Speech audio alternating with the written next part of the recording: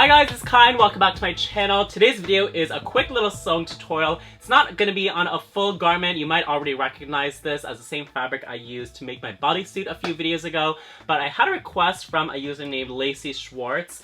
She asks, Kai, I was wondering, could you do a sewing tutorial on a leotard with a detachable peplum piece?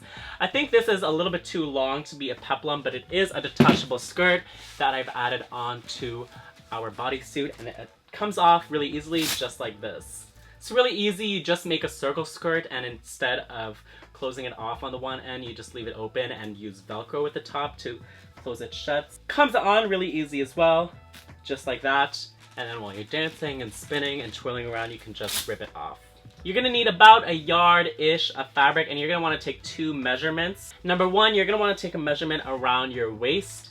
And you can round down for this because we're using stretch fabric, so you really don't want to make it too big and too loose up there. Right here, I'm measuring 32 inches. And the second measurement you need is going to be how long you want the skirt. So if it's going to sit at the top of the waist, you have to measure down how far you want to go. I am going to go down to maybe 18 inches. I think is a good number. Just write those two numbers down and then get yourself a couple of inches of Velcro to close the skirt shut, and then you're ready to get started.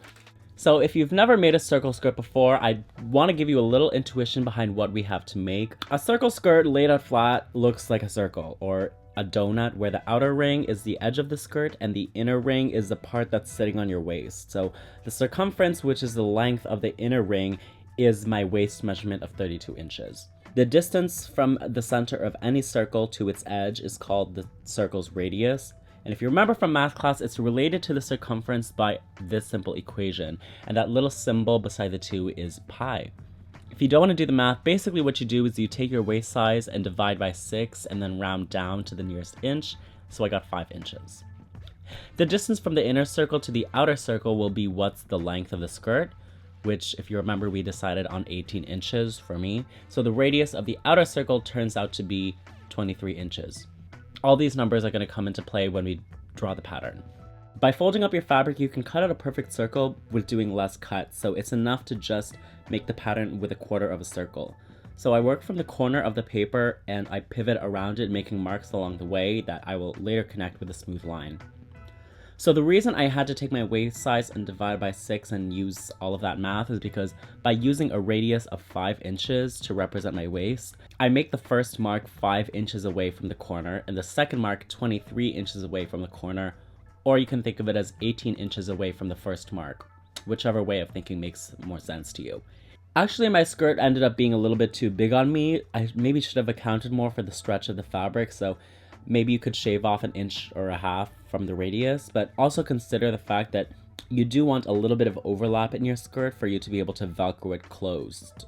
So I'm going to make the circle in 2 halves, so I'm folding the fabric once and then cutting out the shape of the pattern on the fold.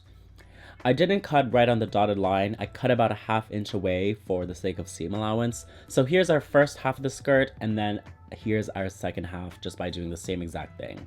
Looks sort of like a fan, or like a slice of pineapple. Lay the 2 halves on top of each other, right sides together, and then pin along one of the straight edges and sew. To make a true circle skirt, we would be sewing along both of the straight edges to make a complete donut, but the whole point is that this should open up, so we only sew along one of the edges. Now that they're attached on the one side, we're nearly done. All that's left to do is to add the Velcro so we can seal the other side. But before we do that, we're going to hem around all of the edges by folding the right side inwards about a ½ inch and then sewing along all the edges. You don't have to use a stretch stitch or zigzag stitch. I just used a straight stitch for most of this, except for when I was sewing the inner circle, because that's the edge that sits on your waist, and it's indeed going to be stretched out when you're tightening the skirt on your waist, so I did hem that using a stretch stitch. Finally, you can try it on, and there should be some overlap if you stretch the fabric, so decide how much overlap is comfortable for you. If there's way too much overlap, you should be cutting some of it off and re-hemming that. Or if, for instance, you're not using stretch fabric and there's no overlap at all, then you have to intentionally make the skirt fit a larger waist size by increasing that radius. So I'm measuring a couple inches of overlap, and then I'm gonna mark where that overlap lies using some little hair clips, because that's where I have to put my Velcro. Now, if you use too much Velcro, it will take more force to pull it off and pull it apart, so it's not going to be the smoothest looking reveal, which is why you might not want to have too much overlap in your skirt, but you can also see that there's a problem with using too little. So this is how much I'm using, just to give you an idea. To attach the Velcro to the skirt, you can sew with a straight stitch along all 4 edges of the rectangle of the Velcro. Also think about how you want to be ripping this off. So for instance, I have the Velcro sitting at my left waist and I reach down with my right hand and pull it out towards me. And that makes the most sense to me. You know, don't do it in a way where you have to reach back behind your back and then pull it a weird way. For a closure that you want to stay hidden and closed the entire time that you're wearing it, it does usually go in the back. But for something that you want to pull off on stage as a reveal, it has to be smooth and efficient. So before you attach the Velcro, when you're trying it on, practice how you want it to come off and open so that you can be able to parse out where the Velcro has to sit in order for you to be able to open and close it that way. Anyway, this is what it should look like when the Velcro is sewn down, and now your skirt is complete. I hope you guys enjoyed watching this and that you get the chance to try this out. It was really easy. You could probably make this in like under an hour. Let me know down in the comments if you have any other requests for tutorials that you want me to do. But until I see you guys next time, I hope you're all doing well.